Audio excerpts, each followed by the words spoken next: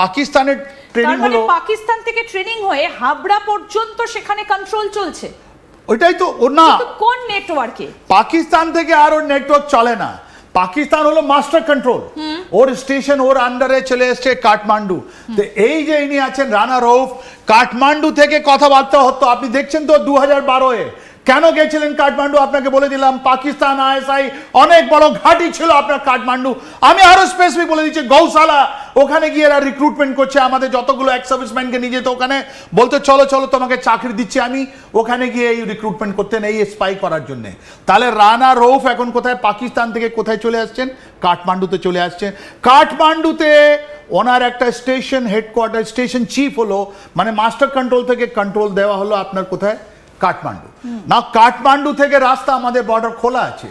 ইনি কিভাবে আসলেন কাঠমান্ডুতে? ইনি বাই এয়ার এসছেন। তার মানে আপনি দেখে নিন কত টাকা খরচা করেছে এর উপরে।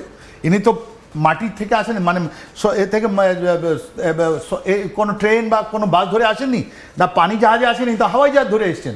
তাহলে ওখানে গিয়েছেন এত পয়সা খরচা করে, তারপরে ওখানে পাক এমবিসিতে দেখেছেন, ওখান থেকে 2012-এর পর এখানে হাবড়াতে কেন এসছেন? হাবড়াতে আসার পর দেখুন কি সুন্দরভাবে এদেরকে ট্রেনিং দেওয়া হয়েছিল। এটাই সিগনেচার আমরা বলি। এনার নাম যেটা ছিল, এনার এই ন্যাশনালিটি যেটা পাকিস্তানি, সব মুছে, আপনি চেহারাটা দেখছেন কত ইনোসেন্ট চেহারা, কত ইয়াং চেহারা, কত সুন্দরভাবে ইনি তাকাচ্ছেন। ইনি যে আছেন, এনাকে যতগুলো পুরনো জিনিস আছে ওটাকে মুছে দেওয়া হয়। তার মানে তুমি একটা নতুন মগজ ধোলাই না, ওরা এটা ট্রেনিং স্পাই ক্রাফট এটা বলি। মগজ ধোলাই সন্ত্রাসবাদীদের হয়, এরা অন্য লোককে মগজ ধোলাই করবে রিক্রুটমেন্ট টাইমে। ইনি যে আছেন, ইনি এখানে বসে বললেন আমাকে আধার কার্ড দাও, আপনি তো দেখাচ্ছেন। এখন আধার কার্ড নিলেন, ভোটার কার্ড নিলেন, প্যান কার্ড নিলেন, আর এরকম জায়গা আপনার হাবড়ায় যেটা আপনি দেখাচ্ছেন, কেন? হাবড়া আছে আপনার বাংলাদেশ বর্ডারের কাছে। একদম ডেমোগ্রাফি। আমরা যদি এদিকে আরো এগিয়ে আসি তাহলে দেখব যে এখান থেকে এয়ারপোর্ট, মানে দমদমের যে এয়ারপোর্ট, খুব বেশি দূরত্ব নয়, কিন্তু 2 থেকে 2.5 ঘন্টা। আর বেনাপোল এটা আপনি দেখিয়ে দিলেন, বর্ডারও বেশি দূর নয়। হাবড়া নয় বর্ডারটা, মানে এরকম একটা জনবহুল জায়গা। হাবড়া যেটা জায়গা আছে, হাবড়াতেই তো সব যতগুলো ইলিগাল অ্যাক্টিভিটিস, আপনার ফেক কারেন্সি, আপনার হাওয়ালা, যতগুলো বাংলাদেশের যতগুলো টাকার রোজগার হতো, সোনা হতো, আপনার ড্রাগস হতো, নার্কোটিক্স হতো, যতগুলো হতো আপনার সব হাবড়া থেকে। তার মানে এখানে বড় বড় মাছ, বড় বড় লোক যারা পাকিস্তান আইএসআই সঙ্গে কাজ করতেন, যারা এদের উপাসনা স্থলে, যাতে এটা এদের কি নাম বলি আমরা, মাদ্রাসায় বসে এখানে উনি এসছেন। আর এনাকে একটা কাজ দেওয়া হয়েছে, এটা আমরা বলি কভার আপ। তাহলে একটা থার্ড কান্ট্রি অপস, নেপাল থেকে হাবড়াতে এরকম ডেমোগ্রাফিক জায়গা যেখানে পয়সা আছে, সব কিছু আছে, একটা স্মাগলিং হয়ে ওখান থেকে পয়সা এখানে আসতে কোনো প্রবলেম নেই, কেন হাওয়ালা এটা আছে, নেপাল থেকেও আসতে পারে, আপনার বাংলাদেশ থেকেও আসতে পারে। তো ওনার কাছে এখন পয়সা এসে গেছে, এনার কাছে এখন কি নাম বলি আপনার আধার কার্ড এসে গেছে, ভোটার কার্ড এসে গেছে, সব জিনিস এনার কাছে এসে গেছে। আর ওখানে বসে উনি বলছেন আমি কার্পেন্ট্রি করছি।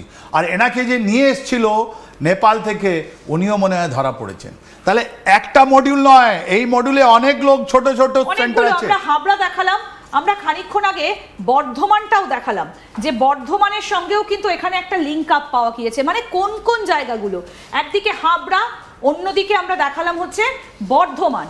এই যে বর্ধমান দেখাচ্ছি, এই হচ্ছে হাবড়া। এই যে দুটো জায়গা, একটা হচ্ছে বর্ধমানে, আরেকটা হচ্ছে উত্তর 24 পরগনাতে। মানে এই যে দুটো জেলাকে, এই দুটো জেলা কিন্তু ভৌগোলিক দিক থেকে অত্যন্ত গুরুত্বপূর্ণ। আমরা যখন এই জায়গাগুলো খুঁজতে গেলাম তখন আমরা দেখলাম যে বর্ধমানের খুব কাছে রয়েছে, আমরা দেখালাম যেটা অন্ডাল রয়েছে এবং তার সঙ্গে পানাগড় রয়েছে।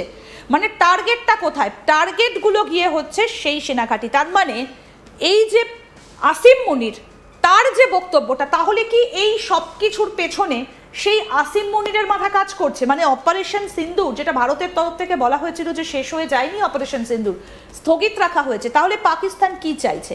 আসিম মুনির তাহলে কি চাইছেন?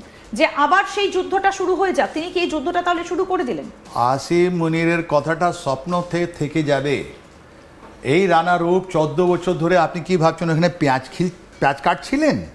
ইনি নিশ্চয়ই রিক্রুটমেন্ট করেছেন, ইনি নিশ্চয়ই যেটা হাই ভ্যালু। আমি একটু আসিম মুনিরের ছবিও একটু দেখাতে বলবো, কারণ যার এই ষড়যন্ত্র, আমি প্রোডাকশন টিমকে বলবো যে ছবিগুলো একটু দেখানোর জন্য। ইনি যে আছেন, এনাকে টাস্কিং দেওয়া হয়েছিল, কেন যে এই নর্থ 24 পরগনা, সাউথ 24 পরগনা যেটা আছে, 24 পরগনা আপনাদের এক্স সার্ভিসম্যান ওর মধ্যে ইয়েস ইনি হলেন ফিল্ড মার্শাল আসিম মুনির অপারেশন সিন্দুরে অনেক আগে, অপারেশন সিন্দুরে অনেক আগে যখন ওদের একটা প্রবলেম হয়েছে আপনার 2000 এই কি নাম তহরিকে ইনসাফ ইমরান খান যখন ওদেরকে গালাগালি দিয়েছেন মার্চ 2023-এ তবেকার এটা ছবিটা আছে রাইট। আসিম মুনির ওখানে ডেজ আর নাম্বারড, ওনার দিনটা কম হয়ে গেছে, মানুষগুলো ওনাকে ভালোবাসে না। ওনার যে প্ল্যানিং ছিল এখানে এটা খান এটা প্রথম জিনিস আপনাকে দেখানো হচ্ছে। মনে হয় নেপথ্যে পেছন দিকে অনেক লোক আছে যেটা অনেকগুলো জিনিস আপনাকে ধাপে ধাপে বলবে রাইট। তো এইটা সব থেকে বড় জিনিস যেটা হয়েছে আজকে একে যে টাস্কিং দেওয়া হয়েছে ওই টাস্কিংয়ের মধ্যে ছিল সামরিক ব্যবস্থা, বর্ডার জিনিসটা কথা বলা। বর্ডার কেন? বাংলাদেশ থেকে আমাদের কি যুদ্ধ হবে নাকি? তো বর্ডার থেকে জঙ্গিদের ঢোকাবার চেষ্টা, আর এই যে ডেমোগ্রাফিক প্যাটার্ন যেটা বারবার আমাদের বলা হচ্ছে কি বর্ডার ডিস্ট্রিক্টে যেটা আছে আপনার ওখানে আপনার হিন্দু মুসলিম যেটা মাইনরিটি অ্যান্ড হিন্দু যেটা পপুলেশন আছে অনেকগুলো চেঞ্জ হয়ে গেছে।